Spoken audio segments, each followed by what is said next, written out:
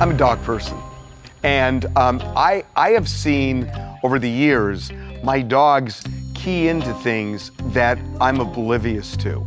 And I believe there is such a thing as animal psychics. I really do, where they can see things that humans can't. Well, it's not even really a new theory. This stretches back like hundreds of years, right? The idea that animals can somehow be more intuitive than people.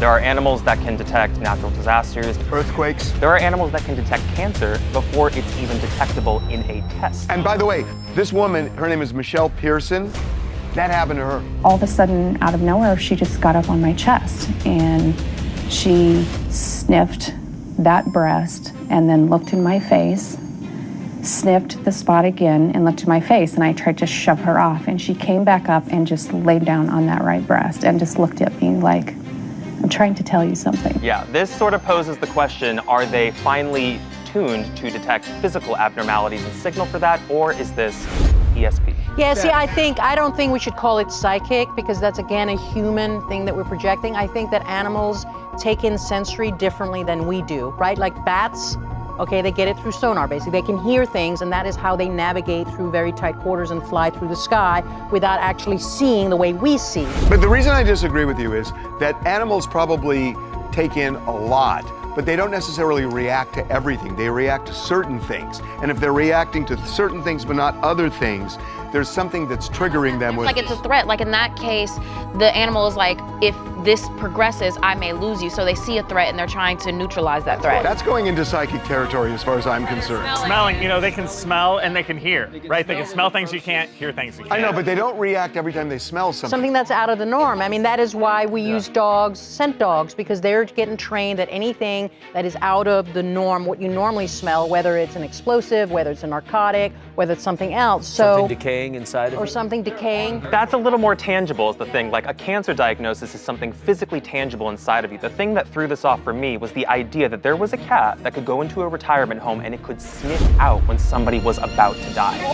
Usually anywhere from 2 to 4 hours before somebody might expire, he enters the room and he'll jump into bed with the resident and curl up next to them. Oftentimes he'll purr. How many times has he done this? Figured that it was about 25 times over the course of the last year and a half. Has he ever been wrong? He's very accurate. That is weird. That also has a smell, though. Really? Yes. When I was growing up, my mom worked at a rehabilitation center, and most of those people weren't going to make it.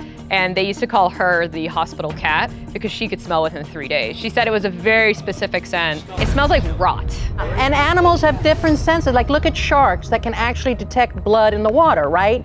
That's something we could never do or many other animals can't do, but they can, right? So I think every species has their way of taking in sensors, things, and some are really good at some things and others are better at other things. And that is very mysterious to us, you know, so we're going to explain it in that way. How do we explain certain animals, for example, that it's not just a couple minutes before the earthquake? You know, like 2004 tsunami in Asia, where all the elephants stampeded, they broke their chains and ran to the hills. If it's not that, like days ahead, some animals are able to sense things.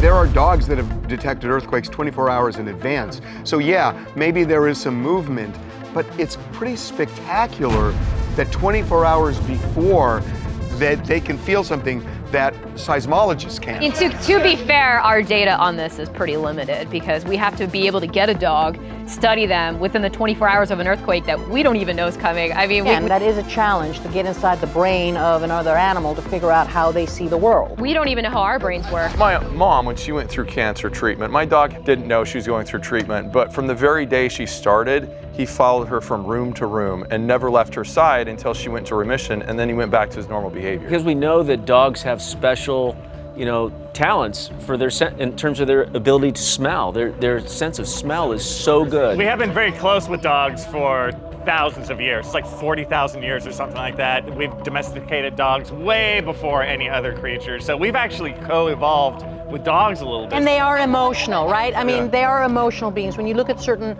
again, higher life forms like dogs, like cats, whatever, they're emotional. Totally. So they get attached, they feel hurt, they feel jealousy. They protect us. And yeah, because they feel love and they feel loyalty to us. Those are emotions. So it's a conversation, is the intuition a heightened sense, or is the intuition something that we can't explain? I don't don't think just because you can explain their extraordinary abilities by genes makes it any less extraordinary. They're just different from us.